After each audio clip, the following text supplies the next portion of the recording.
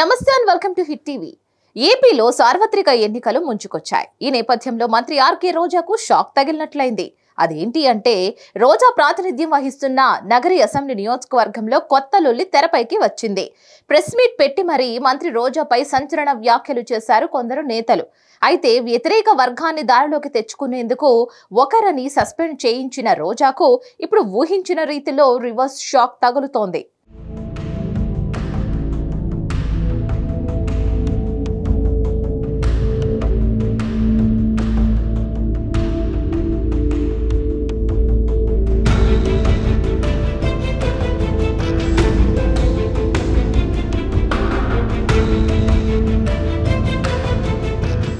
Fire brand మంత్రి రోజాకు తన సొంత నియోజకవర్గం నగరిలో సొంత పార్టీ నుంచే సమస్యలు ఉన్నాయి.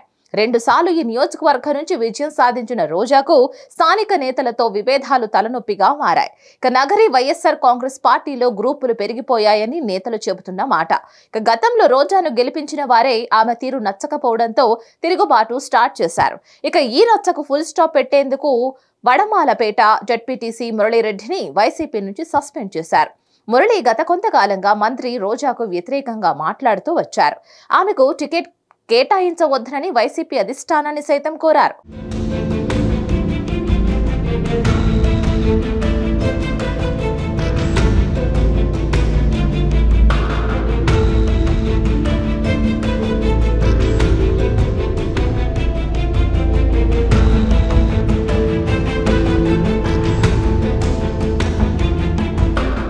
అలాగే ప్రోటోకాల్ విషయంలోనూ విభేదాలు నడిచాయి.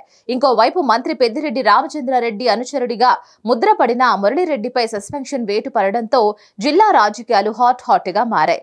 రోజా వద్దు పార్టీ ముద్దు అంటూ ప్రెస్ మీట్ పెట్టారు మురళీరెడ్డి. అయితే అతడిపై వేటు వేస్తే అంతా దారిలోకి వస్తారని పార్టీ భావించింది. కానీ దానికి భిన్నంగా మంత్రి రోజాకు షాక్ ఇచ్చింది వ్యతిరేక వర్గం. ఆ నియోజకవర్గం పరిధిలోని 5 మండలాలకు చెందిన కీలక నేతలు వైసీపీకి రాజీనామా చేశారు. తెలుగుదేశం పార్టీలో చేరుతున్నట్లు ప్రకటించారు.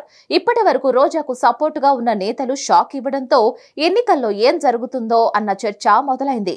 ఇలాంటి పరిస్థితుల్లో మంత్రి ఆర్కే రోజా ఎలాంటి యాక్షన్ ప్లాన్ అమలు చేస్తారనేది ఇప్పుడు ఆసక్తికరంగా మారింది. మరిన్ని అప్డేట్స్ కోసం please like, share and subscribe to hit TV.